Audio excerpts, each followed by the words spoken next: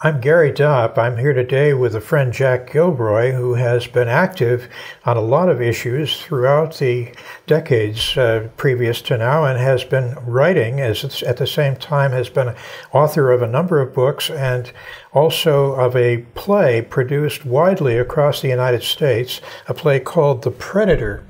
We're here to talk about drones. Jack, would you like to introduce yourself a little more biography of where you've been in your life? Well, surely. For many people watching this, I'm sure they were either in the military, if they were around my age, or they have friends who are in the military. And of course, today only 1% of the United States is involved in the military. So I took an oath to defend my country, to defend the Constitution against all enemies, foreign and domestic. And that was way back in the 1950s. And I have honorable discharges from both the U.S. Navy and the U.S. Army. So I'm double trouble there. I've got to defend it right down the line. And I once believed that the enemies were outside of this country. I live the what I call the American myth, right? That the enemies are outside of the United States. But I have learned over the years that the enemies are within. They're right here in the United States. Now, what do you mean by that, Jack? Well, I mean, for example, with our recent situation with conflict in the Middle East. I say recent for the last 23 years. This has been a war going on now for 23 years. It's not just the recent bombing in Syria. But there were no Syrians or Libyans or Iraqis or Afghanistans, right, that came to this country and attacked us. 9/11 was put up as an attack by Iraq, and we know that that's been proven to be another one of the lies. And now today, we are getting ourselves even in the deeper situation by creating terrorists, by killing people in Middle Eastern countries with drones. And drones have kind of an interesting term because people think of them as something someday Amazon is going to deliver something to their doorstep.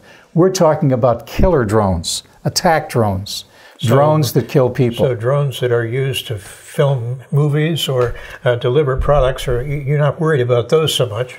No, I think there are worries for the FFA, the Federal Aeronautics Administration, about, the number of drones in the air and the safety of American aircraft. That's definitely, an important feature.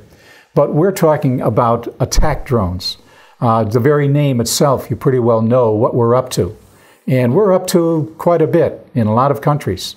We have used drones against the people of Afghanistan, Iraq, Libya, Somalia, even the Philippines.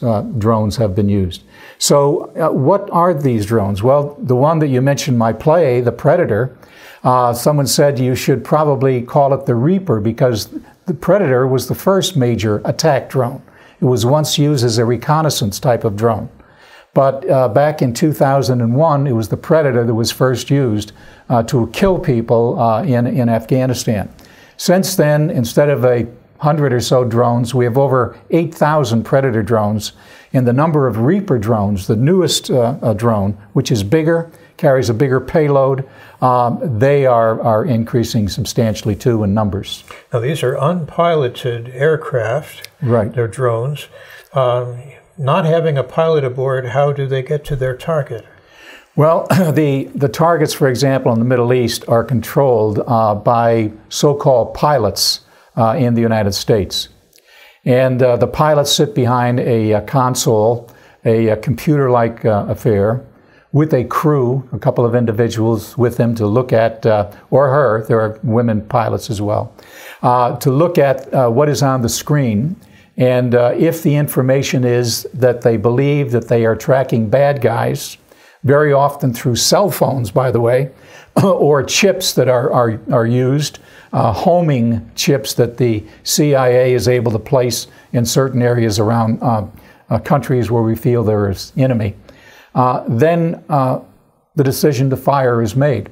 But what we have in the United States is what we call signature killings, where the president, and sometimes people say it's a gang of eight individuals in Washington, D.C., they decide what the military is going to do, who they're going to kill on a particular day.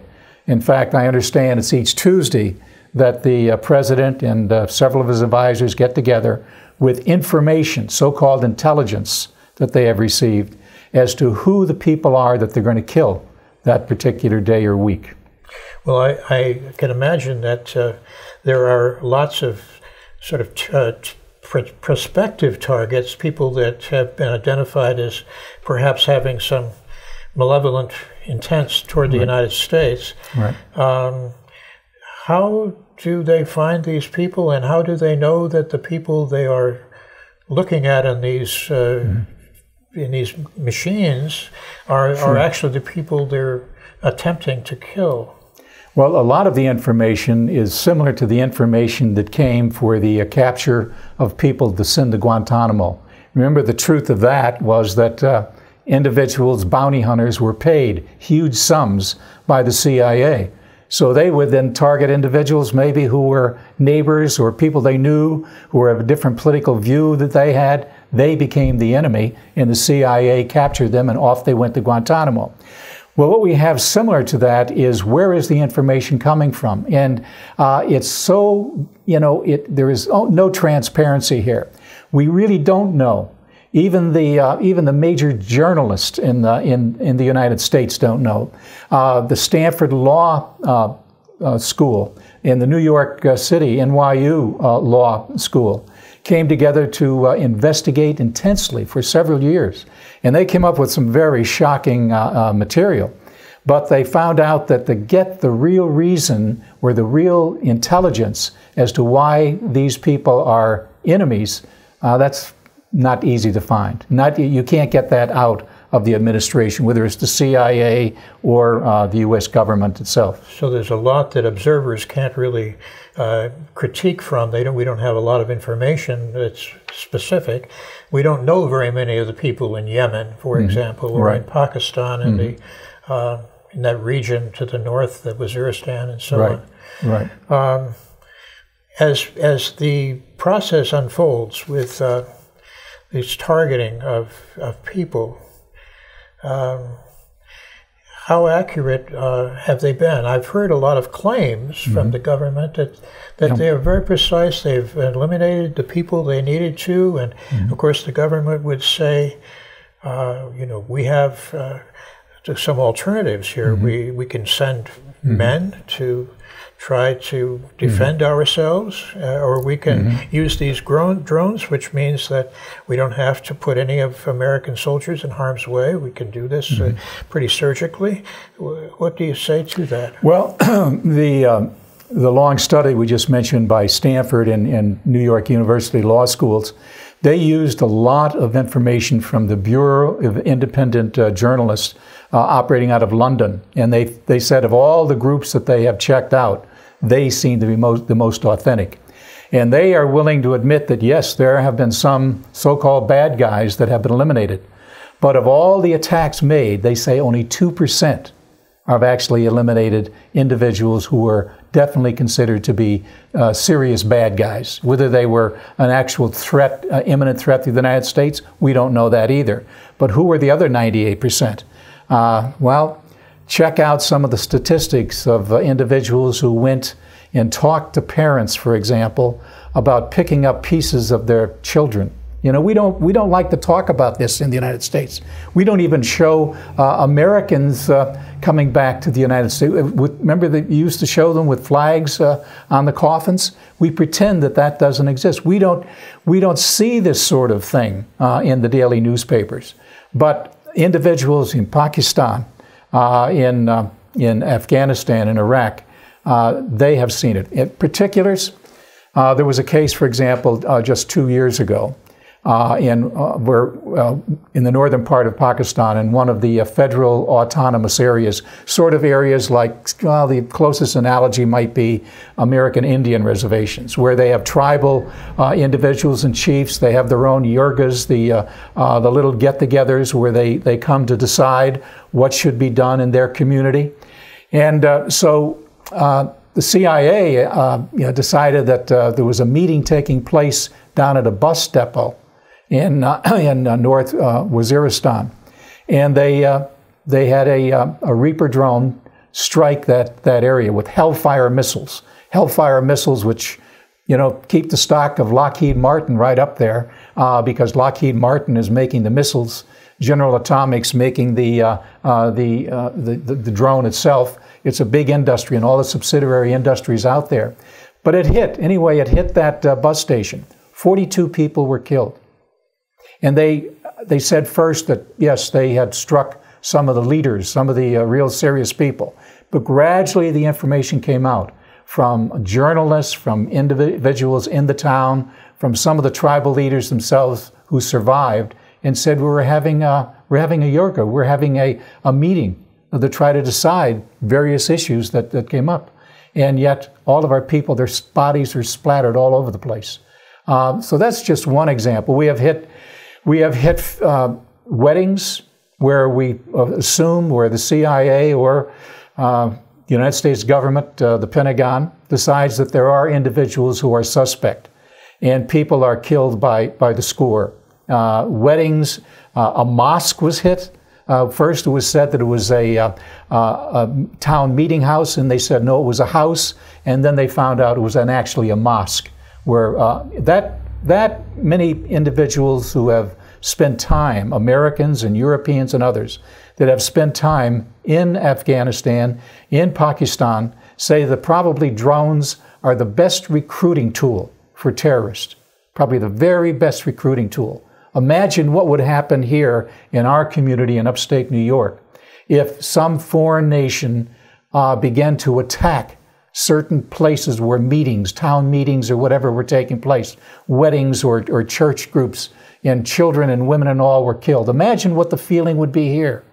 You know, that's not happening, but it could happen if we continue this kind of action. I think one of the findings of the group from Stanford University and NYU, who were studying the effects of the drones and the impact on the population of those areas in Pakistan, one of the things they talk about is a follow-up strike. That is, that after a drone has been launched, right, very soon another one would be launched in the same place. Tell us about what that does. Sure. Yeah, it's you know, they recruit very much from young people who have become very good at PlayStation and various kinds of video games, etc. This is true. They recruit them in there. So to be the pilots of the drones. And these young recruiters are, you know, when they become trained, usually as assistants to the pilots, some of them have reported what they call all of this. Yes, when an individual tries to get away, they have terms for those individuals. First, if the area is hit, a blob comes right out on the screen. It's usually a reddish color, and that's called bug splat. That's bug splat. And the individuals who are getting away, I believe the term is called the squirmish. They have a phrase for it, though, where people somehow or another escaping. And so what they do, they wait. The drone waits. The drone is overhead, right? It's there with that humming sound, waiting for something else to happen. And the photographs are going back to either Creech Air Force Base in Nevada, Hancock Air Force Base up at Syracuse, New York, Langley Field, maybe in Washington, D.C., whoever is running that, CIA would be doing Langley Field.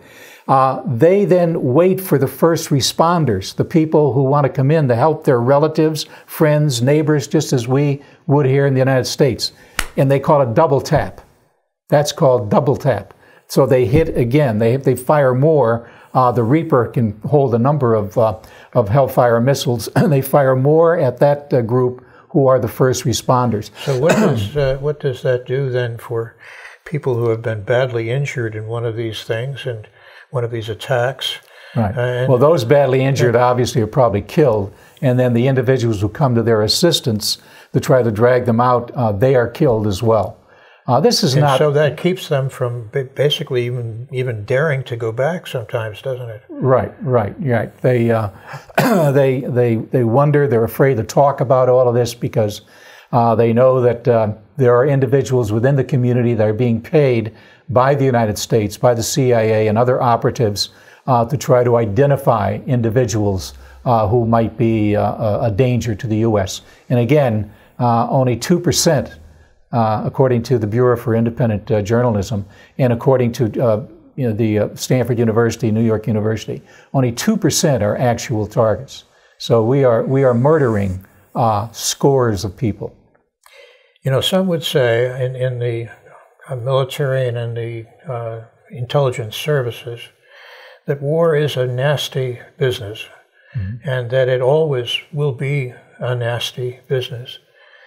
But they may say also, you know, this is a very dirty business, but it's either we do something to interfere with those who are planning attacks on the United States, or we don't, and we allow ourselves to be vulnerable. And even though this is a nasty thing and it recruits people for opposition, it's all we can do because we have to do something. What would you say to that? I think there are various somethings that could be done. I think, number one, if you're talking about individuals who are not good people, we have a lot in this country, but if you really wanted to target those people, then we really need to work through the United Nations and international police force. There is such a thing as international law. And we need to forget about the fact that we are the superpower and that we decide who is going to live and who is going to die. International police force could very well have gone in and gotten the Taliban. There were not that many Taliban in Afghanistan. But instead we had a bomb wreak havoc over all of Afghanistan. It's our longest war ever, still going on. Iraq, if they really wanted to get individuals like Saddam Hussein, there were ways within Iraq that he could have been captured long before he was. But the American thing is to use violence. And the curious thing is it hasn't worked. It just simply has not worked. And yet we're addicted to it. And by even our addiction, we seem to suffer from amnesia. We forget that it didn't work, in Vietnam, right? 3 million people, why individuals would brag about being in Vietnam. 3 million people, we killed in Vietnam and left a scourge of Agent Orange, not just among the number of Americans, which is small compared to Agent Orange that young children and families and all still suffer from in Vietnam. And you could go on. The United States, since the end of World War II, has invaded and attacked over 40 countries. We have troops in 1,800 bases, imagine that, in over 120 countries around the world. There's such a popular support for some of that, isn't there? I mean, it's not just the politicians, but anytime a politician says, we could take a less violent route, that politician is targeted for attack, being soft. Isn't it? Yeah, for being soft. That's part of the education, I think, that we have given to our young children in schools. I would ask them to go to some of the websites that are out there to try to find ways that their kids could get readings and videos and books to turn them away from that mindset. It's a major job because teachers themselves. I was a high school teacher for many, many years. And teachers themselves are the victims of this sort of indoctrination in the myth of American goodness. We're a good country, but we have gone astray. We have gone astray many times throughout our history. But it's ironic, isn't it, that, say, in Afghanistan, to take one example, for many years we were pumping American money into building up the Taliban to defeat the Russians who had interfered in Afghanistan a couple of decades ago. And then that very same force, we turn the tables and fight against them. In Libya, for so long, we had fought against Muammar Gaddafi, but then we tried to develop a rapprochement with him.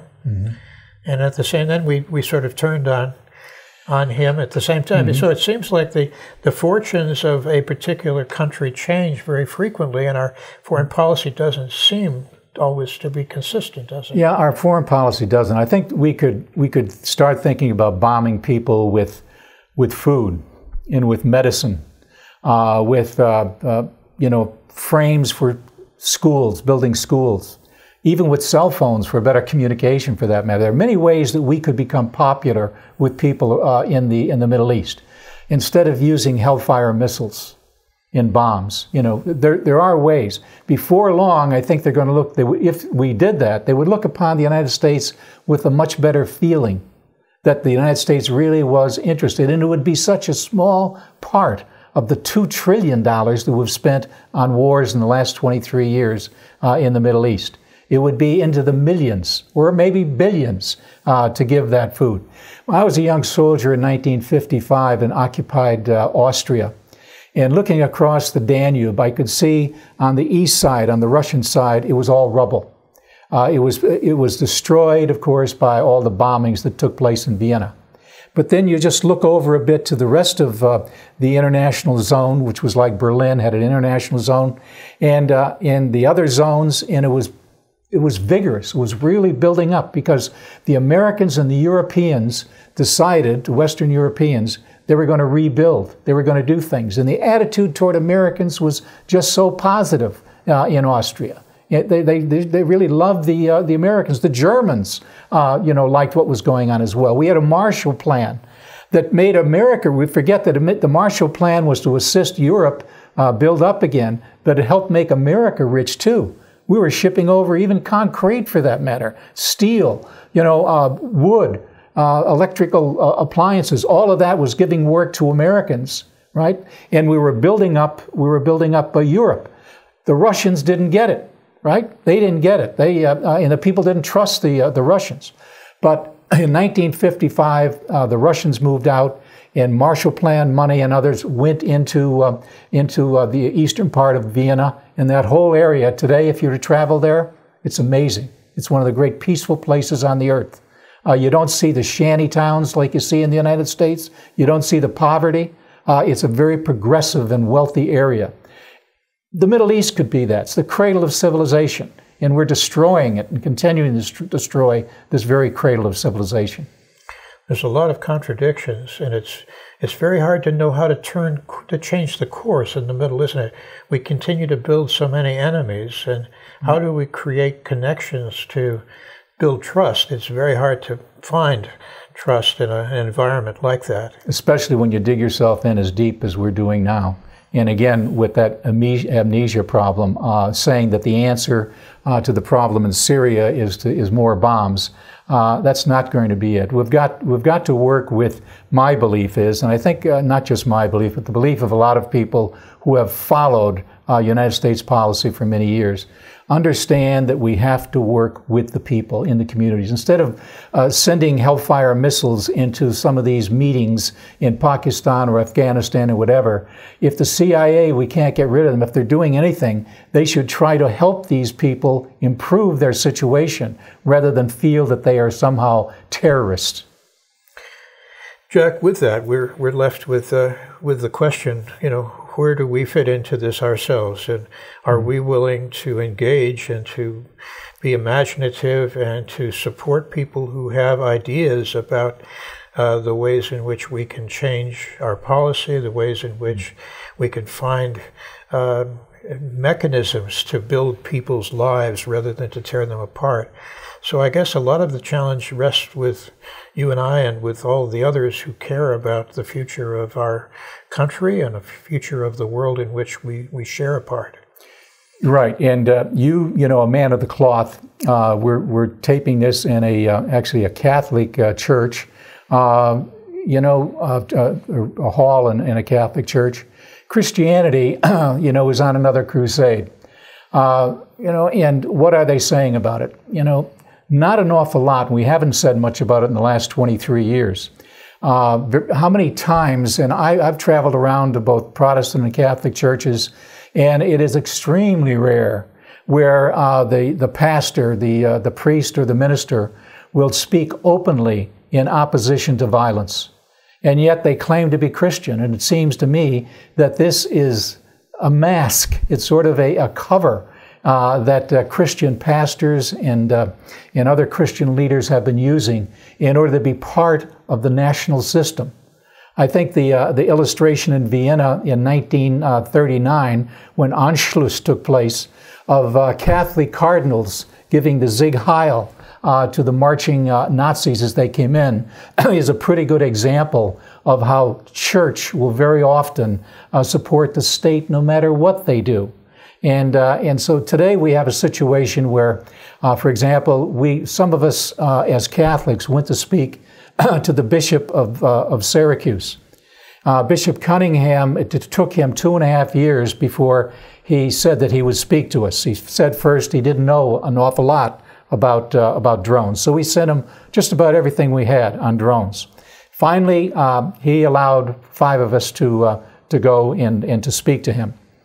And we asked him, instead of lecturing to him, we asked him what he really thought about the morality of drones. Since they were being fired only 5 miles away, which wouldn't be too long of a walk for him, the walk up there, or even the drive up to Hancock drone base. And he thought for a few seconds, and he said, that's a complicated question. He said, I really haven't made up my mind yet. To us, it's not complicated. When you assassinate people, that is not what we believe Christianity is about. We believe the basic concept is love, right? That you're concerned with loving people, not killing people. And it goes back to Judaism as well, that, right, thou shalt not kill. But yet, you know, we have accommodated just about every militaristic group that has come in, especially with Christians for the last 1,700 years, since the time of Constantine. We have done that. And I see little change in that. He also said, by the way, he said, you also remember, he said, if you're Catholics, and most of us were at this meeting, he said, if you're Catholics, there are a lot of Catholics that work at Hancock, at the drone base. So he's bringing up the same thing that the politicians are bringing up. Senator Schumer, you know, who is very much in New York State, is very much in support of drones because they will create jobs. And Senator Gillibrand is pretty much in the same boat. So when you have people looking to their religious and political leaders and not being concerned with murder, that many of the leaders are war criminals, then, you know, it doesn't make an awful lot of sense to me, but it makes sense to people because that's the way it was, and that's the way it's probably always going to be. It doesn't have to be. Could you tell us a little bit about your service record and where that took you in the military? For most of the time, I was a basic infantryman. I was a teenager, and had been in the Naval Reserve and asked for a discharge after a year and a half to get into. I joined when I was 17 to get into the U.S. Army, and I was sent to Austria.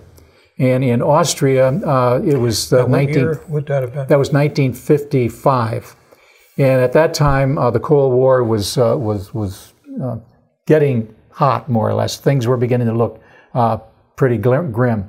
But Russia surprised everybody and said that they were going to move out of Austria. And here we had been taught that the Russians were the most evil of all people. Even though as kids we were kind of confused because first it was the Germans and then the Japanese and then the Chinese and then the Russians and then the Vietnamese and not the South Koreans, but the North Koreans, etc. You know the story. But I was firmly in belief that these people were not good individuals. And we had a colonel, 30 of us were taken out of the mountains where we had a perimeter of defense against possible invasion by the Russians. I was taken down and it became part of a 30-man team that would change guard with the Russians. And we were very proud of that, but also we wanted to look as mean and bad as possible. And we went and had cleats put on our boots so they would know us when they heard us coming across the Schönbrunn Palace, stomping away. And we had our hair shaved, right? Totally shaved. And our colonel, we had a bird colonel, which is, you know, pretty amazing to get it's usually a sergeant to be your drill instructor. Bird colonel. And he told us that we would be looking directly at our opponent, these Russian soldiers, and they were to look them in the eye and think of them with words in your mind that I couldn't mention right here on television. We were to think the worst of these people. And so we came up very close, probably 5 or 6 feet away, because there was a manhole cover right between us. And when our colonel saluted at that manhole cover, that was the end of Russian and American occupation, the formal end.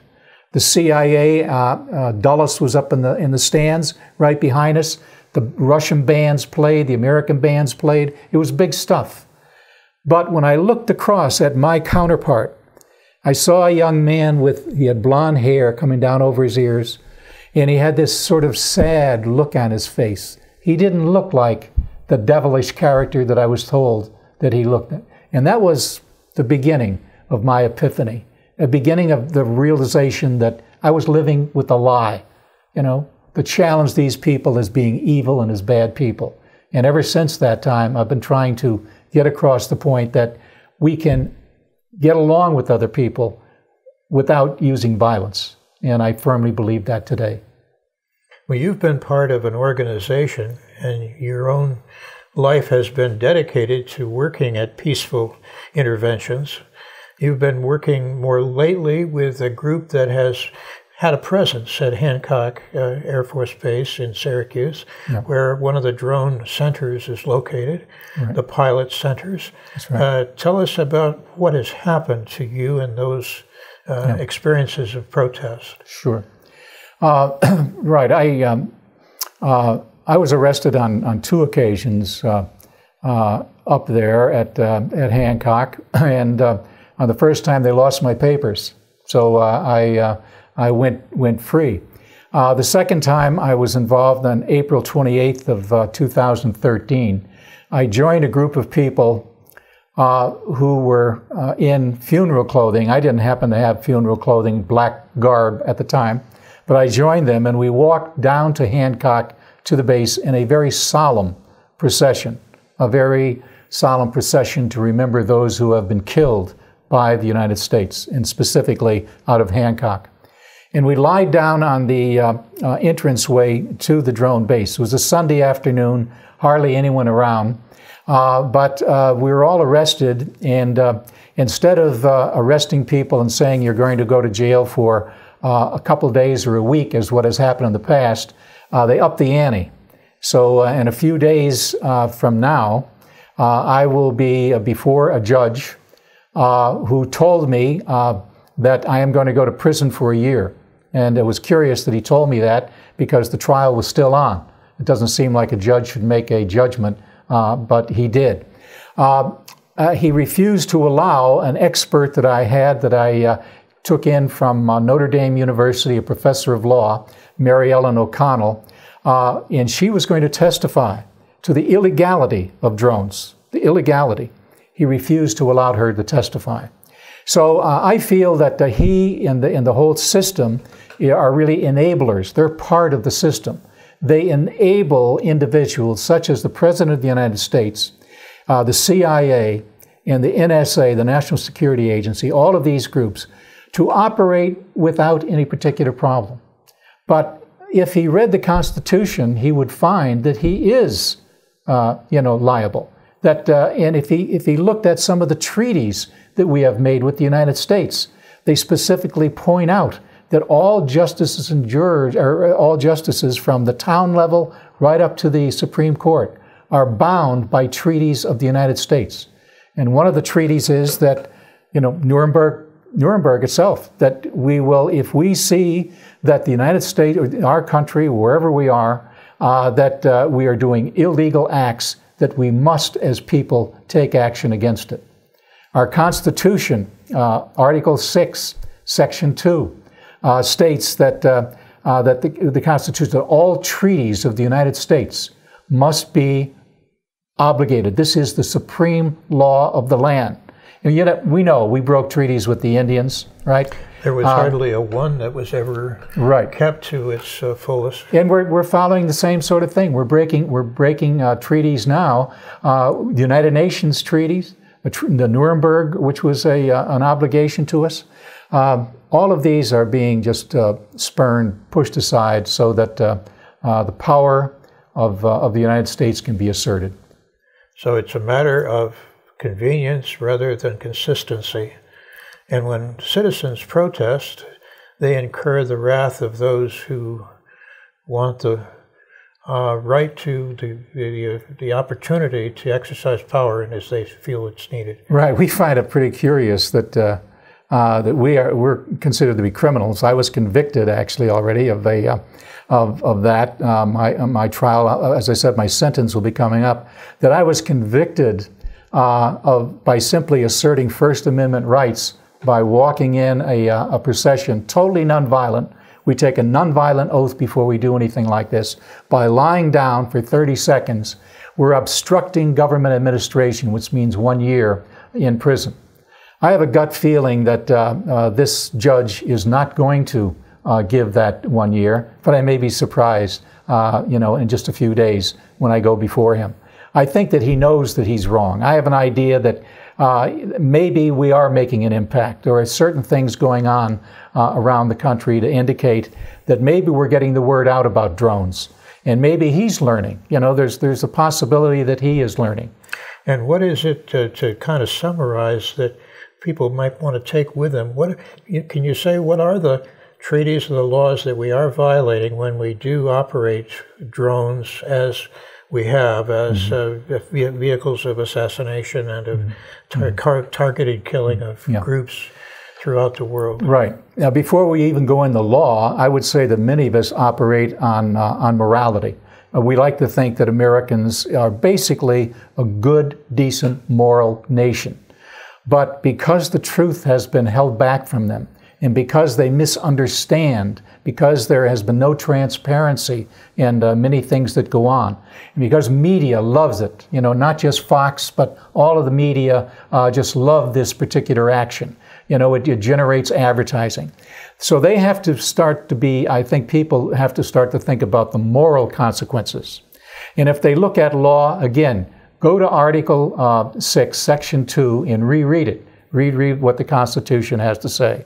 Look at Nuremberg, the Nuremberg Principles, and see how we were supposed to follow that again, and not attack sovereign nations. This was absolutely forbidden. So that would be the point at which international law is clearly violated, when without a necessary provocation, right, we impose our power on that of other sovereign nations without their permission. That's right. We have signed on to the Human Rights Declaration, right, of December 10th, 1946, I believe. And that'll be coming up in just a few months. But look that over and find out, have we really stayed with that Declaration of Human Rights? It's a good document. And if we begin to look more, not at what Lockheed Martin or Boeing or whatever is going to produce, because we are the biggest exporter. That's our biggest export is weapons around the world. That's a disgrace. It's shameful, absolutely shameful. But we were the people who used to make good things, made in America. We're so proud of it. And yet now the only thing that really seems to be super effective, wanted throughout the world, or one of the only things, are weapons. And now, of course, it's drones. And drones are now in the 82 countries. To think that we are going to, I'm talking about armed drones too, but to think that we are going to be somehow safe by showing the world what to do with drones, by killing people indiscriminately, then I think we're in for some bad news in the future. Well, Jack, thank you. I appreciate so much your time and your witness and your energy in seeking another way. Thank you. And peace to all who are watching us and who are with you in this struggle. Thank you.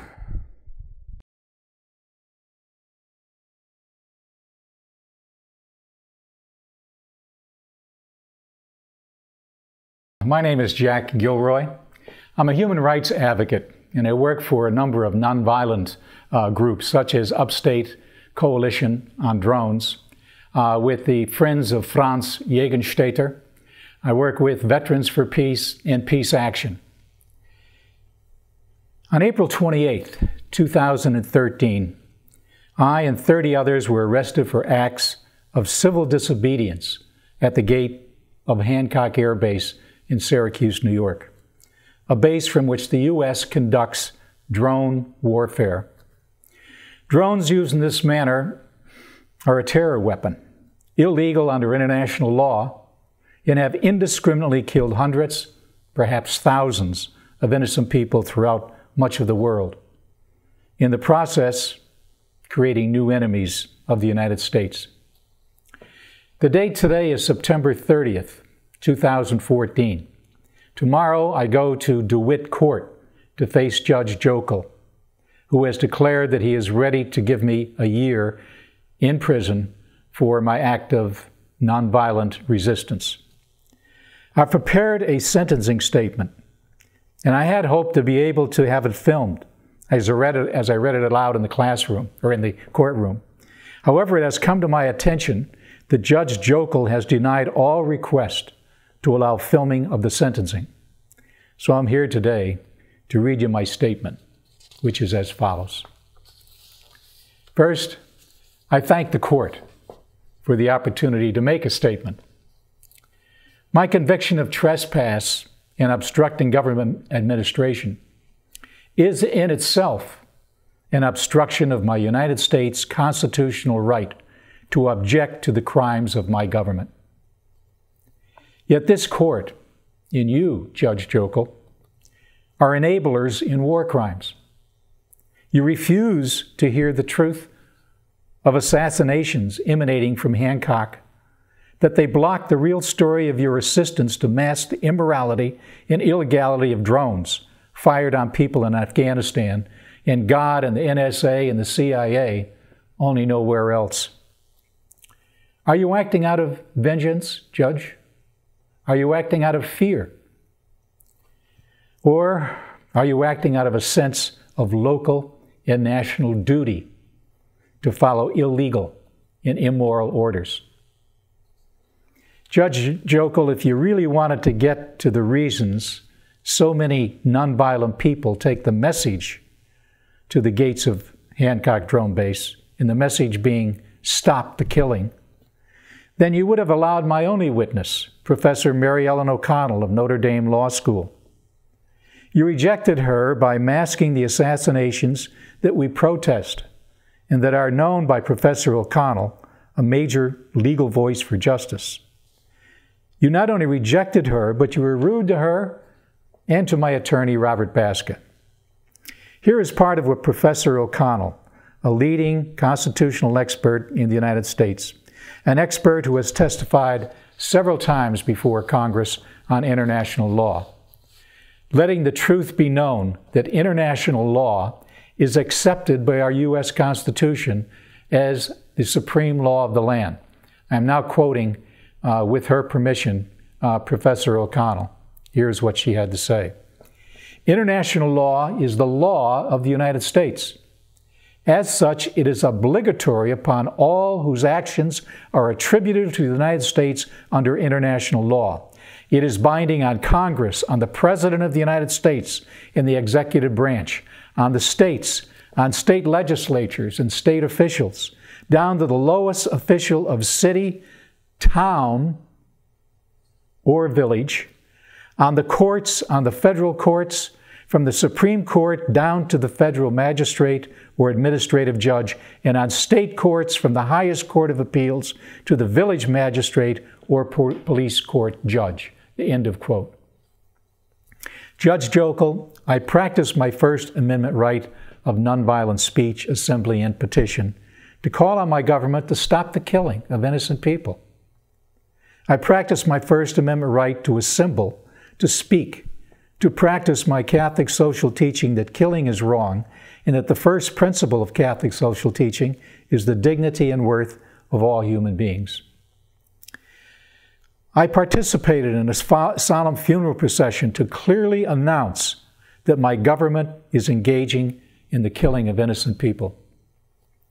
Those of us who took oaths of nonviolence before we practice our constitutional rights are not the criminals. We are the messengers, practicing a long, respected tradition of American history. The real criminals are those who order the killings, including the President of the United States and his Gang of Eight, who each week decide who will die without being officially charged, without having a hearing, without having a trial. Yet this Dewitt court acts to suppress our constitutional right of assembly and speech and charge us as criminals. Our leaders, with your protective assistance, killed suspects and surrounding family and friends based on so-called intelligence, A U.S. military drone operator noted how very little is done to ensure civilians are not killed in strikes. He said, as reported by journalists Jeremy Scahill and Glenn Greenwald, and I quote them, this operator stated, "People get hung up that we're targeting a list of bad guys. It's really like we're targeting a cell phone. We're not going after people, we're going after their cell phones, in the hope the other person on the other end of the missile is the bad guy." Yet you, Judge Jokel, have the gall to announce to me and to others before our trial ended that we would go to prison.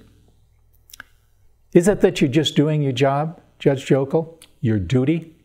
Years ago, I was at a protest near the Pentagon of another type of assassination our country and their enabling courts have protected, specifically training Latino soldiers to kill teachers, union leaders, clergy, religious of various kinds, who are considered enemies of the state in many Latin American countries. As we gathered, about 60 people lied on the ground outside of the Pentagon, doing a die-in with fake blood on their bodies. It was April, a cold April, and many of the people lying on the concrete were elderly. Federal marshals took hoses and fired the cold water on the people who were lying down. A woman next to me asked the U.S. Marshal if he would do the same if it was poison gas. He answered, "If I'm given orders, ma'am, I'll just do my duty." Are you doing your duty, Judge Jokel? Is your demeanor, your attitude, your very evident dislike of those of us who practice our legal right to object to the killing part of your duty? I have honorable discharges from both the U.S. Navy and U.S. Army. I took an oath to do my duty, but not to obey an illegal order. Judge Jokel, you are an enabler of those who order extrajudicial killings. Shame on all those who you allowed to mass crimes by calling the protesters the criminals. Before you go to sleep each night, Judge, consider how you support the American military, industrial, religious complex. Whatever you sentence me, I forgive you. I may not accept the injustice, but know how you and others in the system are trapped. I only hope that your conscience will someday awaken you to recognize the real criminals, the national and local purveyors of violence. That's not us, the nonviolent resistors who call out to stop the killing. My final hope is that you will somehow find the courage to stand in support of our nonviolent, constitutionally correct resistance to assassinations by speaking out for truth. It may cost you your job, Judge, but it could make your life more livable. Thank you very much, folks, and let's hope that the judge uses reason in his decision tomorrow, October 1st. Thanks again.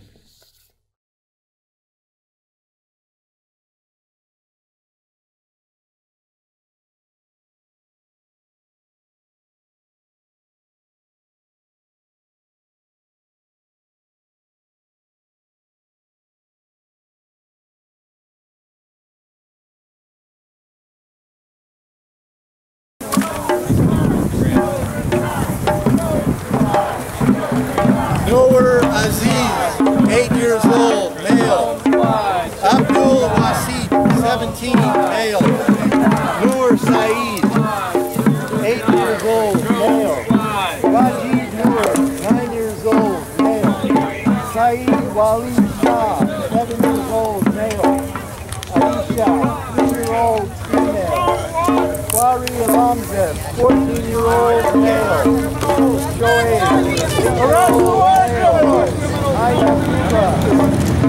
arrest the war criminals! Arrest the war criminals! Arrest the war criminals! Arrest the war criminals! Not the resistors! Arrest the war criminals! Arrest the war criminals! Join the United States Armed Forces. No announcement was made when we were arrested. No announcement was made.